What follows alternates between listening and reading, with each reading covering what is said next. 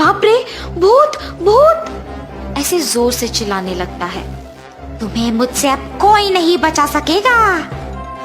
और ऐसे वो भूत उसे गांव की सरहदों पे स्थापित उसके घर ले आती। कौन हो तुम? मुझे यहाँ क्यों लाई हो? तुम्हें नहीं पता कि मैं कौन हूँ?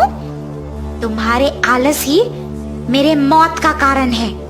उस दिन मैं बीमार होने के कारण बीच रास्ते में पड़ी हुई थी और तुमने मुझे देखकर लापरवाह से मुझे वैसे ही वहां छोड़कर चले गए।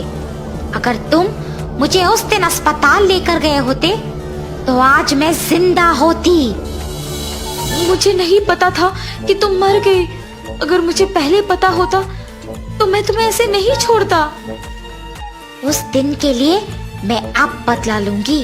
अब से हर रोज तुम मेरे लिए खाना बनाओगे और मेरे सारे काम करोगे।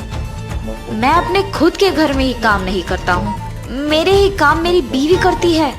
और तुम कह रही हो कि मैं तुम्हारे सारे काम करूं? मैं नहीं करूंगा। उसकी बातें सुनकर भूत को बहुत गुस्सा आता और वो उसका गला जोर से पकड़ लेती है।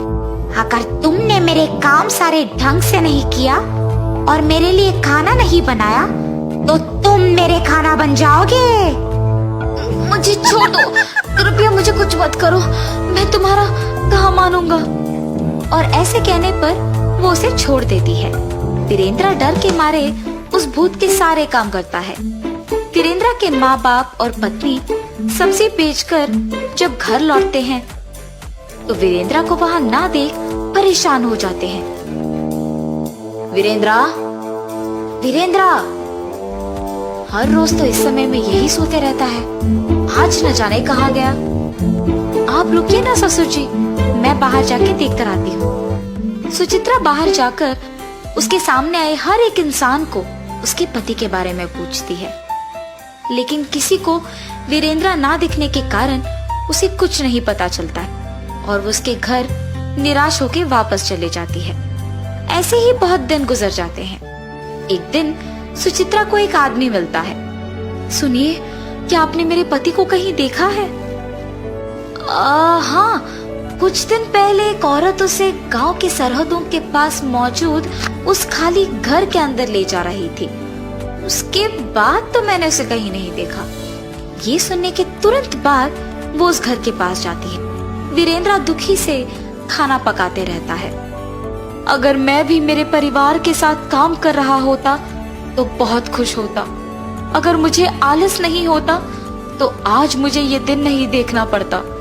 मेरे ही लापरवाही और आलस के कारण ये सब हुआ है। अगर मैं ऐसा नहीं होता तो उस दिन उस औरत को बचाता और ऐसे एक भूत के लिए सारे काम नहीं करता। ऐसे सोचते हुए निराश होता है और बगल में उसे उसकी पत्नी दिखाई देती है।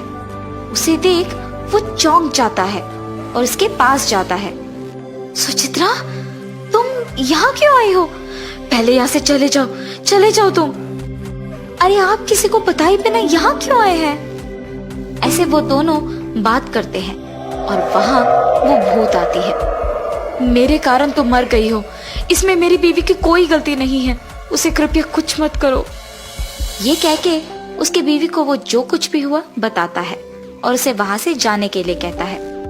मेरे पति को माफ करो, अगर उनकी गलती है तो वो मेरी भी गलती है, इसीलिए उन्हें छोड़ दो और मुझे मार दो। ऐसे वो उस भूत से विनती करती है। तुम दोनों को ऐसे दुखी होने की कोई जरूरत नहीं है। तुम्हारे पति को मारने से मेरे प्राण तो वापस नहीं आएंगे, इसीलिए मैं किसी को कुछ नहीं करूंगी। ये कह के उन दोनों को दुखी देख वीरेंद्र को माफ करके वहाँ से वो भूत गायब हो जाती है।